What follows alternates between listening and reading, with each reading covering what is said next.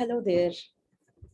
So we have come together again on the second episode of Poems and Prayers and Promises. As promised, we dedicate this space to just come together as fellow human beings. In the city, in the state, in the country, across the world, actually, we are somehow united in this current situation, in grief, in healing, in well-wishing. And strangely enough, the only way we heal is both to support each other and stay away from each other. So that is where we are right now. And especially in India, we are going through a crisis we never thought we'll see. And I see everybody rising up on human standards as much as we are breaking down and we are practically on our knees. Emotionally, we are actually on our knees. We don't know how to protect ourselves, how to protect our near and dear ones, how to even go about. We cannot even predict one day at a time. And yet in that, I see people all around us, and I'm sure so do you, who are getting over themselves and going out and doing it all over, making calls, putting it all out, putting out whatever they have to help others. We are in strange times and we have seen facets of ourselves we didn't know of. And my only humble dedication to you during this 1 hour is just to bring our goodwill together, create a space of emotional safety, just tell each other that we hold space for each other right now. I am very pleased to share with you that I have a wonderful person today with me, without whom, of course, this session doesn't make any sense.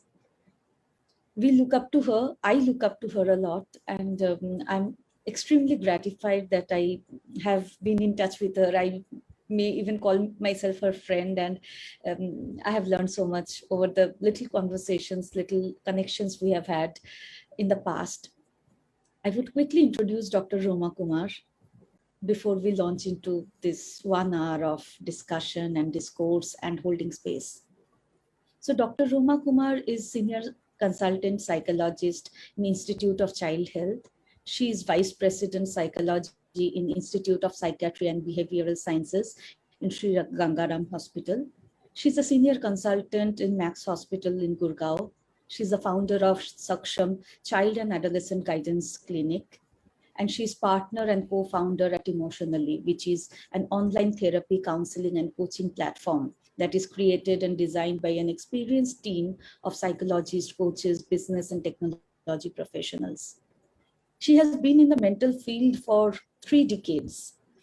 And I couldn't think of anybody more in a place of authority and in a place of wisdom to relate to and to explain and to build perspective around the times that we are going through as individuals.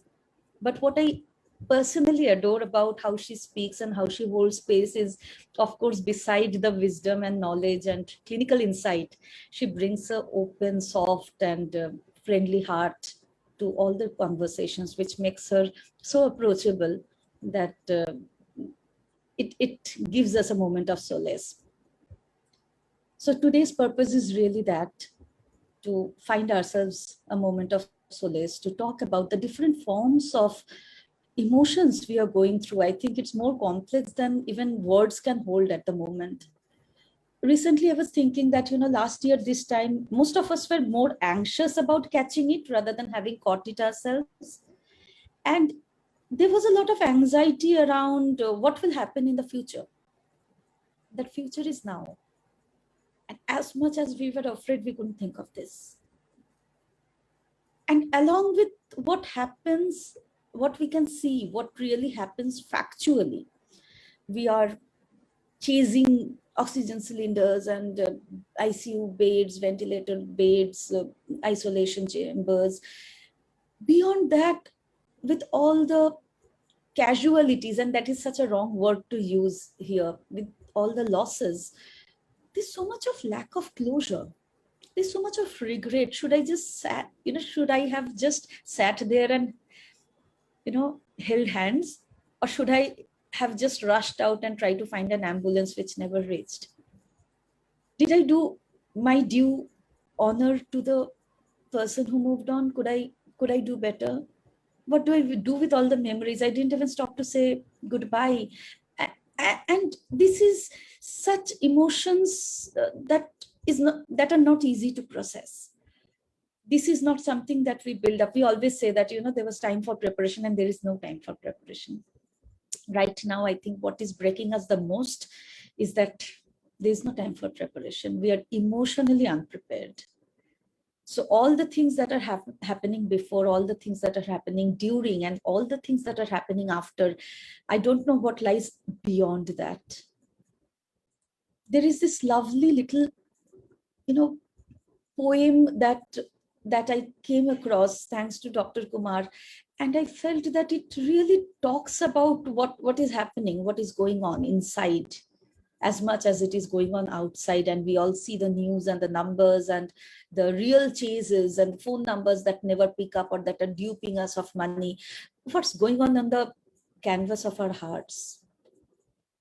I read to you the lines from Gwen Flower's poem, where it says, I had my own notion of grief. I thought it was the sad time that followed the death of someone you love. And you had to push through it to get to the other side. But I'm learning there is no other side. There is no pushing through, but rather there is absorption, adjustment, acceptance. And grief is not something you complete, but rather you endure. Grief is not a task to finish and move on, but an element of yourself, an alteration of your being, a new way of seeing, a new definition of self. Dr. Kumar, I invite you to take it from here and talk to us about how we can manage these times better. Good evening, everyone, to all the listeners. And thank you, Sinjini, for this way too good introduction that you've done. To all my listeners who are here listening to us, I think this conversation began just a week ago between me and Sinjini. And it began at a time when I was really wanting to talk about situation that is happening currently. The current situation is really very, very gloomy outside. I mean, it's difficult to even sit in the house and work from home very often. That's the kind of gloom one sees. So I really thank Sinjini for, getting this talk going on for the current time. So what is it that we need to know? Nothing is more shocking, emotional, or final than the death of a loved one. And that too when it happens suddenly, without you knowing it. Facing the death of someone you love, a child, a spouse, a parent, a close friend, somebody in the community, somebody far known to you, is one of the life's most difficult experiences. And when this happens over and over again through the day, through the week, through the weeks, it's more devastating emotionally than anything else. Your head is spinning with multiple thoughts, feelings, and emotions. You can't grasp that you've had your last visit, your last conversation. Did you have one? Your last meal that you had with that person, and your last holiday with your loved one. Your mind is completely flooded with things you wish you had said or done, or spent a little more time with that loved one. You want to say that I love you one more time, and you want to hear it said to you, but it's just not happened. And you are suddenly at your wit's end and you do not know what to do. Your warehouse of memories filled with fond and some painful remembrances, and you're holding tightly to that treasured collection of some pictures in your mind, some photographs in your mind, and it's fading away in your memory. You don't feel ready to say goodbye to, or even to deal with that grief that's overtaken you. And believe me, this grief is tremendous grief, right?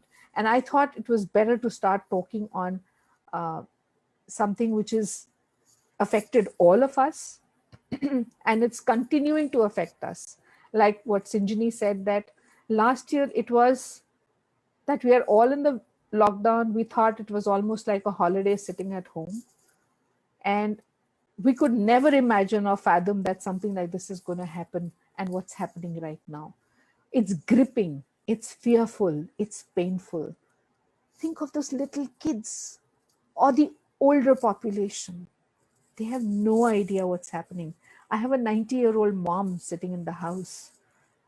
She doesn't know, she's not able to understand. She's conscious, she talks, she makes conversations, she does everything on her own, but she can't fathom what really happened. And I had to go back to the thought where she had come in from Pakistan during that 1947 time. And that's when she started understanding some bit of what's happening here today. And she said, and the only one thing she says every morning when she sees me is, "You're not going to work?" Because she just can't understand what's happening. So can you imagine how it's gripped us so terribly, so badly? And it was last year that we three of us, me, my husband, and my mom, we were admitted together in the hospital because COVID came to us, came to the entire family. And we got admitted for our mom so that we could take care of her and be with her during those days. We were very scared, very fearful of what might happen, but grateful to God, to the Almighty, that we are here today. Grief is a natural response to any loss that is going to happen, right? It's the emotional suffering you feel when something or someone you love is taken away. Now, this has happened suddenly, so you've never prepared for it. You never thought it's going to come to our house. You always thought that it's going to come to somebody else's house, not me. I'm very careful. It's happening to all of us, despite the fact that we are very careful. We're taking all our precautions, and yet it comes to us, right? So often the pain of loss can feel very overwhelming. You may experience all kinds of difficult and unexpected emotions, from shock to anger to disbelief to guilt and profound sadness. And here I'd like to talk about this one person with whose family member I'm probably going to speak after this talk, is about this young gentleman who's admitted in the hospital for many, many days now, almost over 2 weeks. Lost his father to COVID about 4 or 5 days back. Lost his wife to COVID just maybe yesterday. Lost his mom to COVID today morning. Has a very young child who's being taken care of by some family member.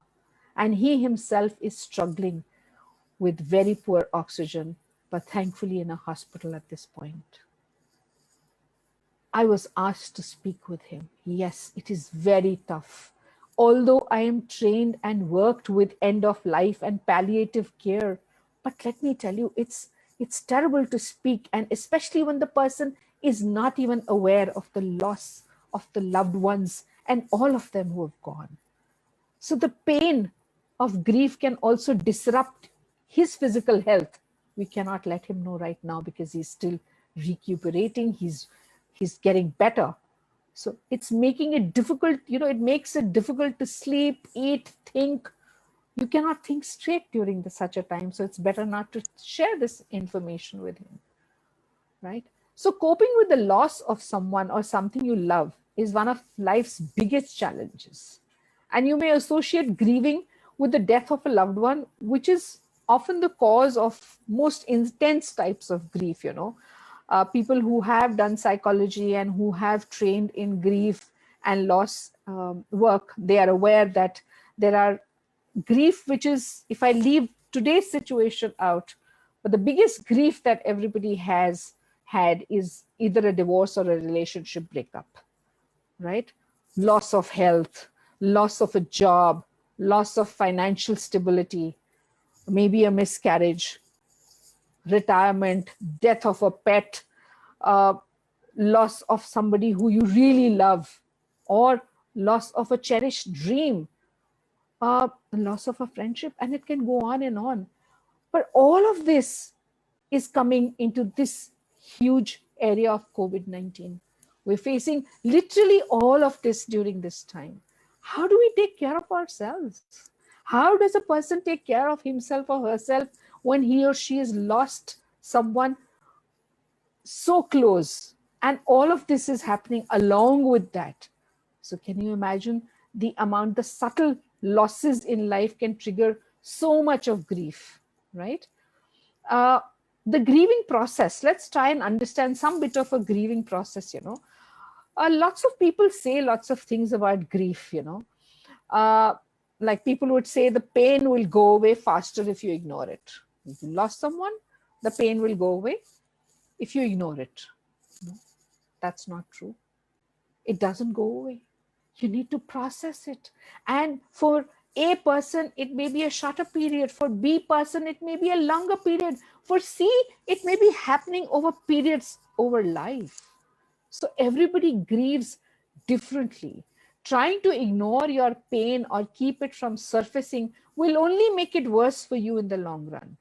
For real healing to happen, it is really very, very necessary to face your grief and actively deal with it. Accept what has happened in your life. Difficult, but that's the way to deal with it. Another thought that people have is, if you don't cry, it means you aren't sorry about the loss. So when my dad expired many years ago, and my dad had spoken to me before he was going away, and he said, "You're not going to cry when I go." And I actually heard him, despite the fact that I was with him through that time, holding his hands, seeing him go. I didn't cry for 2 days because he told me not to cry. But then I couldn't take it anymore. So crying is a normal response to sadness. There is nothing wrong if you cry. And it's the only one normal response that you have to sadness is cry. Those who don't cry may feel the pain just as deeply as any one of others feel it. They may have many other ways of showing it, but the pain is there. Some people say grieving should last about a year. For example, all those spiritual stuff that we have or the religious stuff that we do, unfortunately, we're unable to do that also. For this current period, we're not able to gather together. So we are either doing it on the Zoom links or some way or the other, or talking. We're just going through that process like we have to go through this process. So it's not, there is no specific time frame. Says who that that's the time frame for grieving?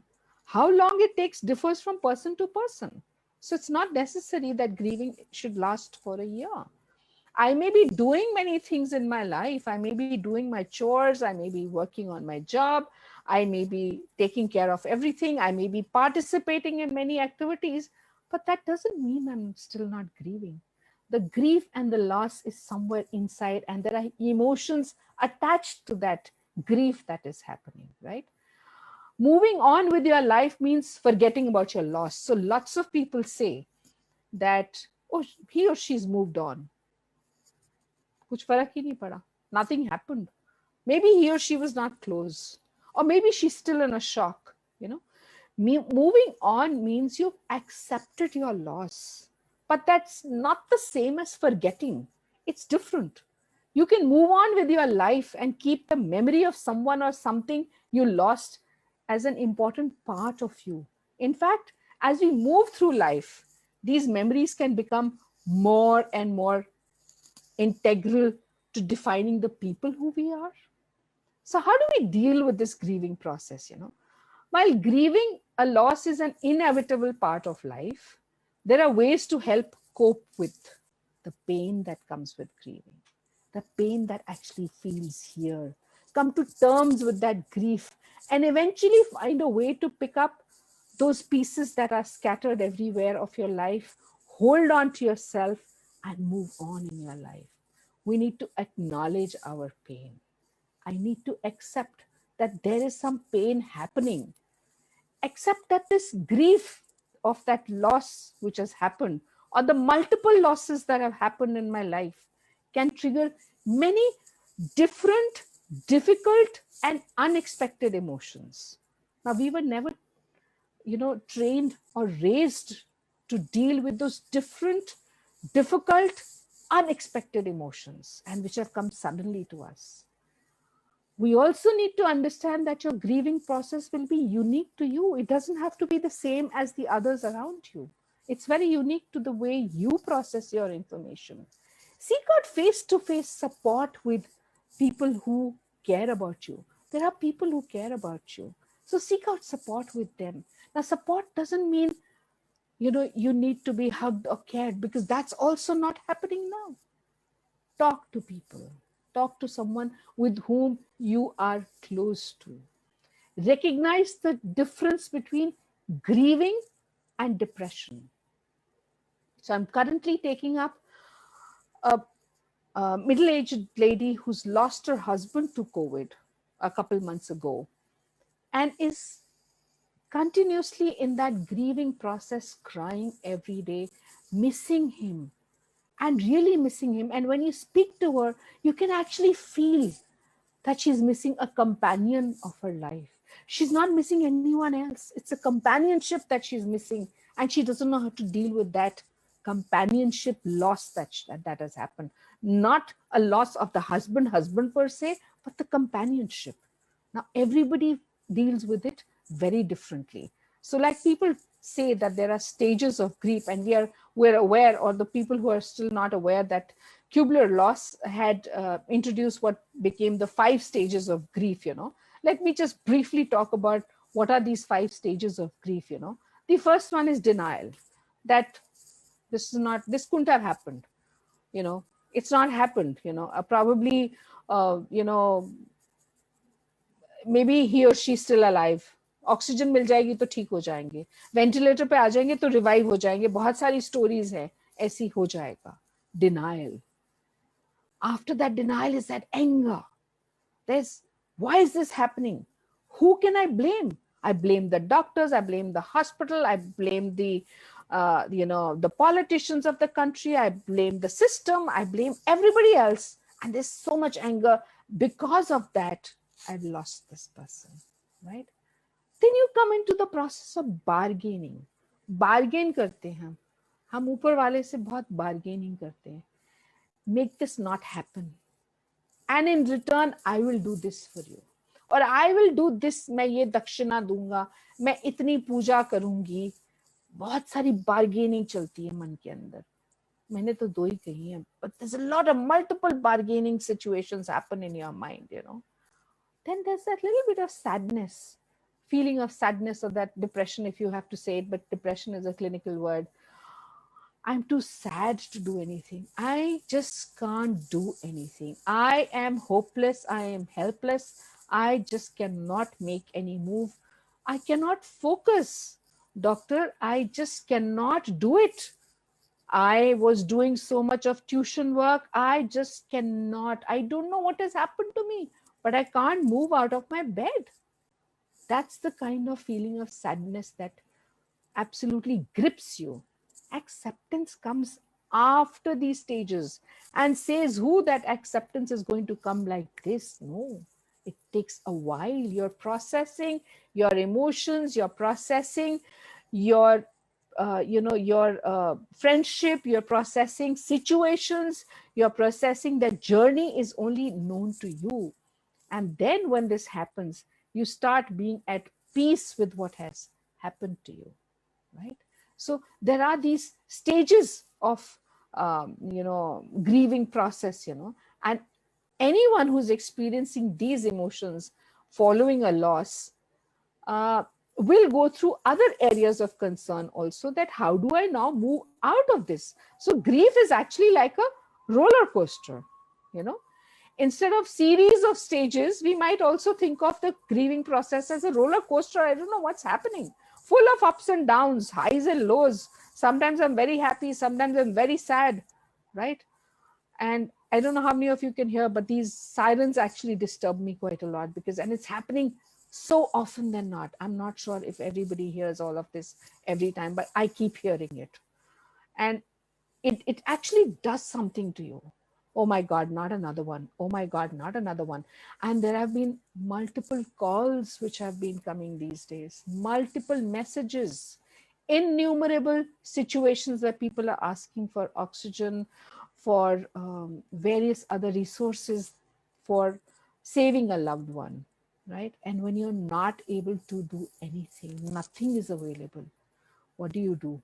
And especially for a psychologist, as a therapist, I'm working for dealing with or taking care of you for coping mechanisms. But when a client calls you up and tells you that this is what you need, what do you do? I have no resource available. I have nowhere to send the person to. Second, early morning, 4 a.m., you get a call from a family member that the client has gone away. And so many of them have gone away. And it, like Devanshi asked me in the beginning, what do you do as a therapist? How do I take care of my own self? Because it will grip me also. Even I have memory of not just my loved ones, but my clients who I've been working with for so many years together. How do I take care of myself, right? Let's understand some symptoms of grief. Sinjini, how long do you think I can go on talking? I can talk for a long period. No, this is all very useful and very valuable. So, we have time.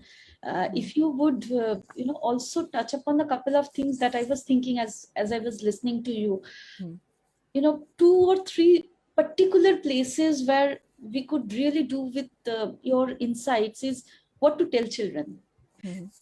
One, I keep talking about, I recently also posted that maybe, that film, if you have watched, or if all of you who are watching this have watched Life is Beautiful, where the father through the World War II, camp, he's in a concentration camp, but how even that he portrays another narrative, how we can change the narrative for children, and while accepting the truth, we give it a twist that helps them grow out of it, not go with it. And the second question I had for you is that we have seen the human collective force. People are coming forward without even worrying about what will happen when it happens to me. Yeah. In fact, my husband is like maybe making like, I don't know how many calls a day, like, verifying oxygen cylinder availability, threatening the people, are you going to dupe? So it's a very complicated process. And as much as we say things are, it's just a matter of a phone call, it's very corrupted. It's very complicated, what is right, what is wrong, and everything. So people who are helping others, I mean, as you said, you are having to absorb so much and you cannot say anything because it's your role to play. And these people, they are much less trained than you, actually zero trained, but suddenly they have risen up to this cause. But so we have that inner strength. We have, all of us have that hidden inner strength. And we are working through that strength for a cause which is humanitarian. We want to save, we want to do things for our community. That's the community, strength that is there. So this is something that has come up in a big way over here, during this time. I think all of us have seen that how each one is coming forward to help in some way or the other, so very often when there's grieving, even children would have, I'm very tired, don't feel like doing anything. I have had children at the age of 4, today morning a child age of 7 complaining of, my grandmother has died. Will I die? Where has she gone? But she's coming to me. I can see her. I can see her red eyes. I can see her. I am very scared. I'm fearful. Where has she gone now that she's died? This is also lowering your immunity, and that is what is happening for children also when the immunity gets lowered. Weight loss, weight gain, another area which is happening, aches and pains, insomnia, all these features one can see where people are actually grieving, and it's also happening with children. When you see small babies and children going through high fever, and these fever, and this is the time that you've seen a lot of children also having the fever and admissions for fever, You can understand that how children may be also going through that part. It's always nice to tell the child the truth. Always nice to tell the child a story, like a narrative, but which must have a truth. Do not get the child to see that some fake hope that so and so is going to come back. No, do not ever do that. Let the child always know that this person is not going to come back physically in front of you, but this person will always remain with you in the form of pictures, in the form of memories, in the form of videos, in the form of certain things he or she cooked, or certain holidays that you had. All of that will always remain with you. That person will always be a part of you. Nobody will share that part of you, but that part of you is going to be there with you. But never give that hope to the person that he or she is going to come back, because that's far more devastating than anything else. Let the child grieve. Let the child cry. If he is scared, he or she is scared, is panicking, is not eating, let them be. Listen to the child. I think we are very poor listeners. We do not allow to listen. We are waiting for a solution. We are just telling them, nahi, aisa to ho hi nahi sakta. How can you see somebody's eyes and somebody's things, or you are getting scared yourself? There's nothing to fear about. No, acknowledge that you can be fearful. Of course, each one of us can be fearful. I got fearful. I am telling that I'm trained on end of life. I'm trained on palliative care. And yet when my dad expired and I dreamt of him sitting on my bed and chatting with me. And when I got up in the morning, this happened 3 times. And when I get up in the morning, I'm scared. I am, there's pulsating. I am actually not able to understand what really happened. So imagine a child who's going through, the feeling is real.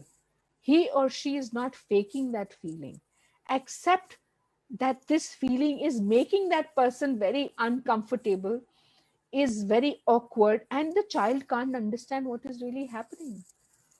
And the child can only draw comfort from your faith in him or her. Get the child to also speak to a psychologist. There is nothing wrong in speaking to a mental health person. As a family, as a parent, I think it's important that not keep this as a stigma, that why do you need to speak to a child when you've lost some loved one? No. What is wrong in it? If I can go for a pain, if I can go for an earache to a doctor and make these multiple calls to doctors for an earache, I can also speak to the therapist who will only be listening to the child and giving some techniques, talking to the child, helping the child deal with his or her own anxiety. It's a form of anxious situation that the child is going through. Cannot understand the ambiguity, cannot just understand where that body has gone, right? So we need to do some stories with children, we need to do some drawings with children, and healing will take place. I think something else that Sinjini, you want me to Yes. talk about? So before that, I also wanted to ask you that, it was a very wonderful and a very insightful answer. I think it will help a whole lot of parents out there, mothers and fathers, how to talk to their children and what to tell their children. It may sound, I don't know, these are times when every time you open your mouth, you wonder, is this the right thing to say? From my position, but I also feel that this is also perhaps time to up the game of parenting, to hold space. As parents, we are used to assuming a position where we know it all, and children come to us and we tell them what to do, and this is what happens.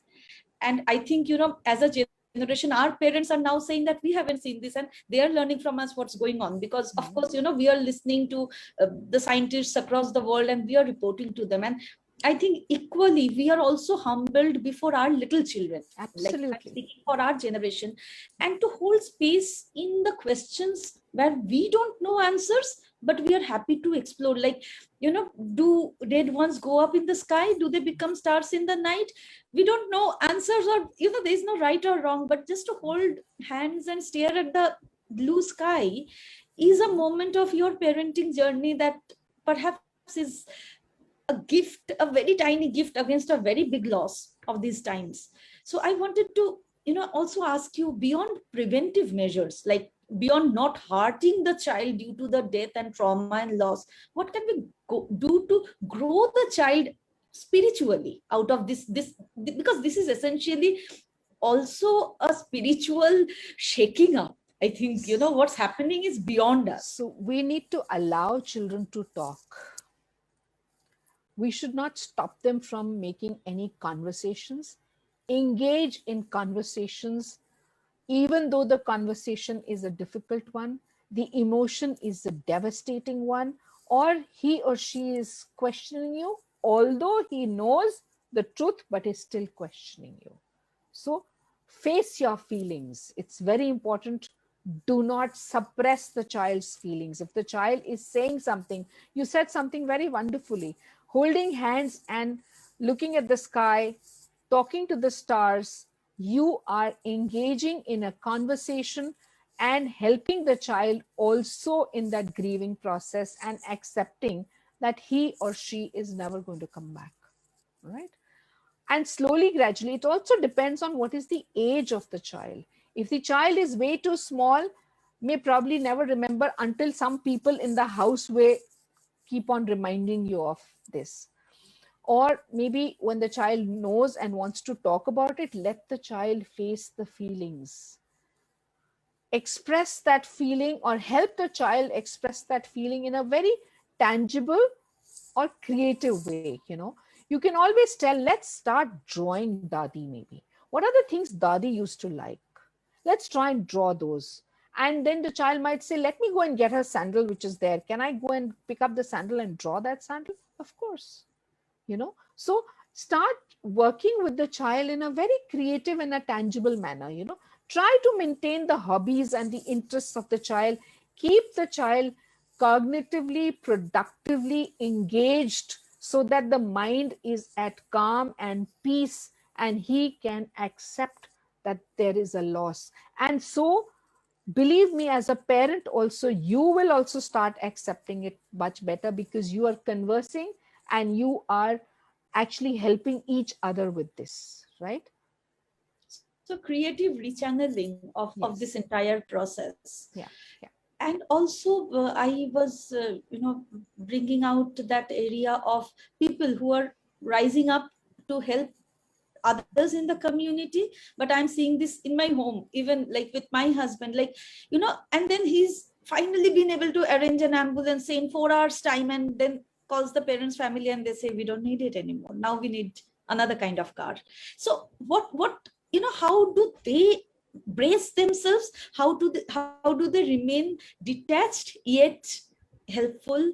How do they process those emotions? How do they go to sleep in the night? I mean, because I feel that these people, they have just risen up without worrying about themselves, and we need their service, but we also need them to be well. Yes. So you got out a very good word, detached. Very difficult to remain detached. You're talking of a human being. You're saving a life of a human being. Here we are saving lives of even pets, of stray dogs. This is a human being. So it's very difficult to remain detached. I understand from where you are coming, but here the spirit of the community, spirit of humanity, spirit of wanting to get this away, attacking the virus in a manner that we are all there together so that we can save each other. And that is a beautiful spirit. And the children are watching it, they're seeing it. Yes, I think constantly what we need to do is making that awareness of how we can prevent ourselves and how we can protect ourselves.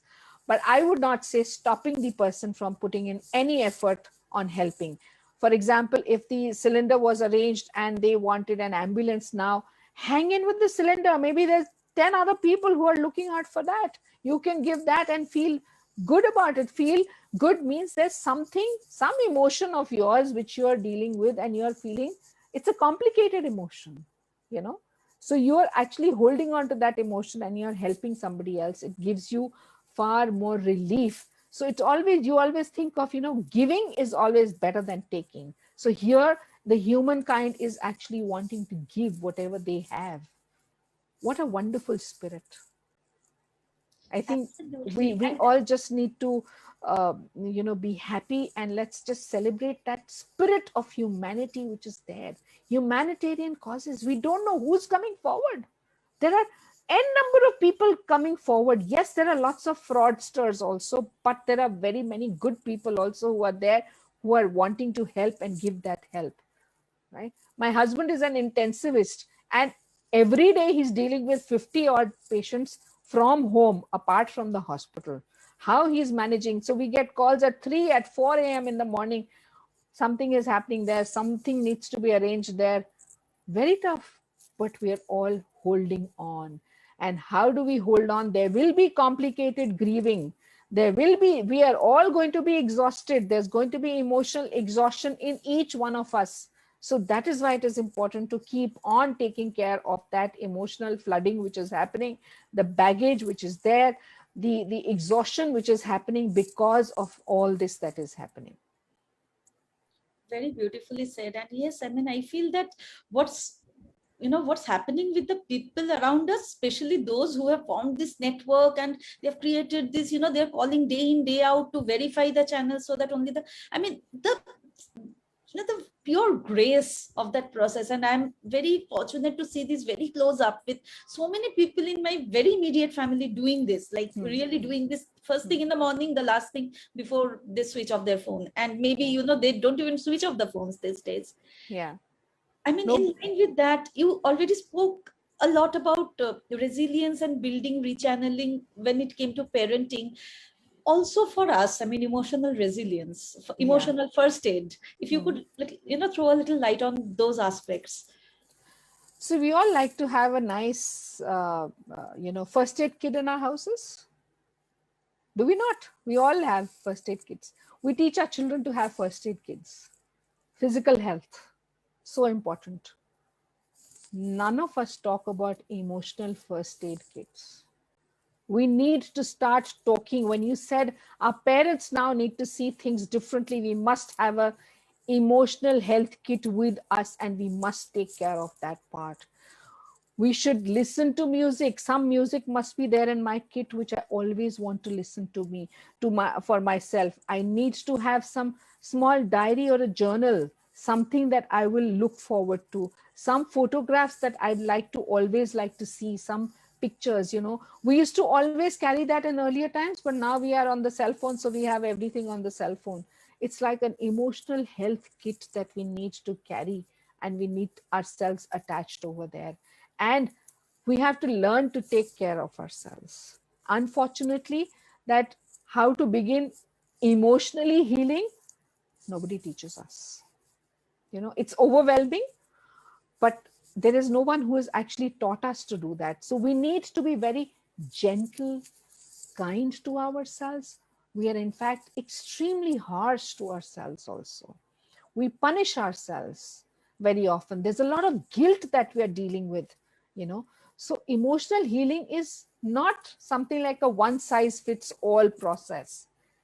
It's best to understand that you will have both good and bad days as you adjust to life without your loved ones, you know. And it's both acceptable and expected. So it's all right to have a good day. It's all right to have a bad day. It's all right that I don't want to do anything productive today. It's fine. It's all right. It's not written anywhere that you have to be doing all productive things every day. When you're ready, each one of us has a readiness level in us. When I'm ready, I will go and talk to someone. But I will also tell everybody, do not allow intrusive thoughts to continue to bother you all the time. Talk to someone who can actually help you stop overthinking. And, you know, ask your loved ones if there is why this happened. We have no answers. And I always say to my clients, must I have an answer for all the whys? There are so many whys which have no answer at all, right? So let's just stop asking the whys. Let's look at what. When there is a why, I get defensive. I means each one of us gets defensive. What did the death do to you? What did this time do to you? I will be focusing on the emotion, on the feeling, and I will help the person process that feeling. But when I say why, I will get into big time loops and I will not be able to reach anywhere.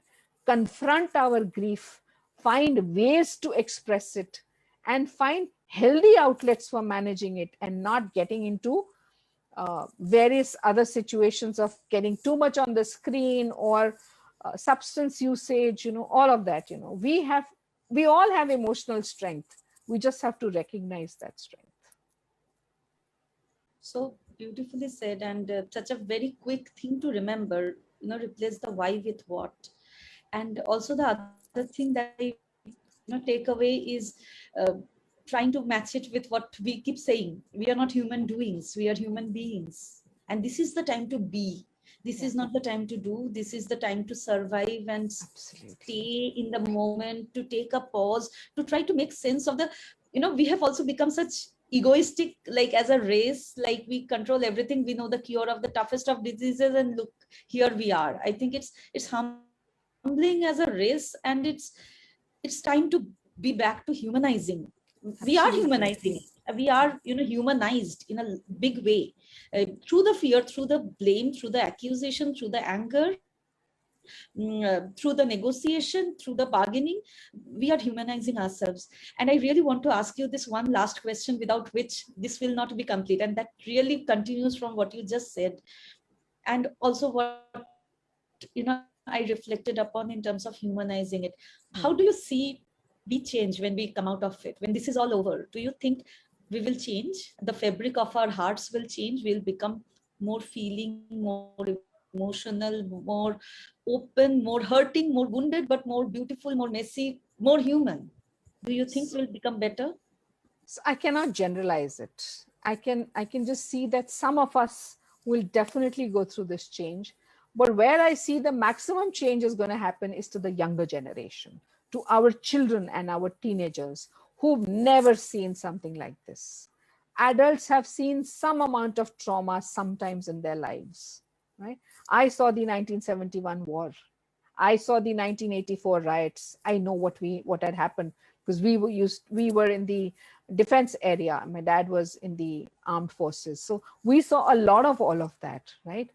But the younger generation has never seen these kinds of challenges, these kinds of very, very traumatic situations, and sitting in the homes, they've never seen that. They've always been on the go. So the emotional resilience, I think it's time for our parents to understand how we need to build up this resilience now for our children. We need to all bounce back, and we need to have emotional agility. That is the most important thing, that whenever a challenging situation comes, I should know how to move out of it and not wait for somebody else to get me out of that situation. I should have the idea on moving on. There will be stones, there will be boulders, there will be, so many places where I might fall down. But if I have a nice glass vase in my hand, beautiful vase in my hand, and I'm walking through this pathway, and I have the strength to deal with it, I will not fall. I will meander that process and reach and achieve my goal. Yes, so beautifully said. And yes, I mean, I think, we all worry about how much our children will score in the exams. This is a test we didn't imagine, but since they're having to go through it, they'll come out so much evolved as a race. And, just as you said, and also maybe something that you meant, but in not the exact same words, but, because I am a mom to a little daughter, the entitlement of our socioeconomic, people who are talking right now or listening to us right now, we have a certain privilege by the virtue of either our birth or our education or whatever it is, all of it put together. But that privilege was blind. We are blind to our privileges unless we don't have it. And that entitlement that grew out of it, oh my God, the Uber car, it hasn't even arrived. It's been like 3 minutes since, the time is up and it hasn't arrived. And you make angry calls and give 2-star ratings. And look at us. Look at us. We don't So deserve I tell anything. my children, my grandchildren, I would say that I used to cycle 6 kilometers to the school and 6 kilometers back. And if I was late, I was actually given a nice thrashing sometimes. Even if my cycle got punctured, I was not even allowed to even say कि cycle puncture हो गई. जब तक मैं बोलूंगी तब तक हो जाएगा काम. So I'm not saying we need to raise our children like that, but retrospectively, I think I was raised very well, despite the fact that I was one shaitan girl. No, but you have been, really, and this is exactly where I value so much your presence today, is you, of course, brought in the knowledge, of course, and that's a treasure chest of knowledge. But the way you shared about your own life, your own losing of your parent, you getting scared of, we love our near ones so much, but what happens when they're dead? And that's a conditioning that then they become fearful. It's like, the presence is actually, the words of ghost and ghouls. I mean, that is so disgraceful to the dead. Yeah. And to the loved one, and yet we are reeling under those conditionings. And now is the time we need to talk about it, because just as you said, suppressing it doesn't help. No. We need to open our hearts. We need to talk to our children and say we don't know. As parents, don't assume that I know the answers, but I'm here listening to you and look up at the sky. So there are two things, at this current moment, we might divert our minds to keep that heavy emotional baggage somewhere suppressed. But it's important to process it, cope with that, learn to cope with it, accept that loss. It had to happen. It has happened. It's gone. And start feeling guilty. If there is guilt, let's talk about it. We'll be able to work through that guilt and also, rephrase that word into something else and not just keep seeing guilt as something which is so negative, which you're carrying with yourself.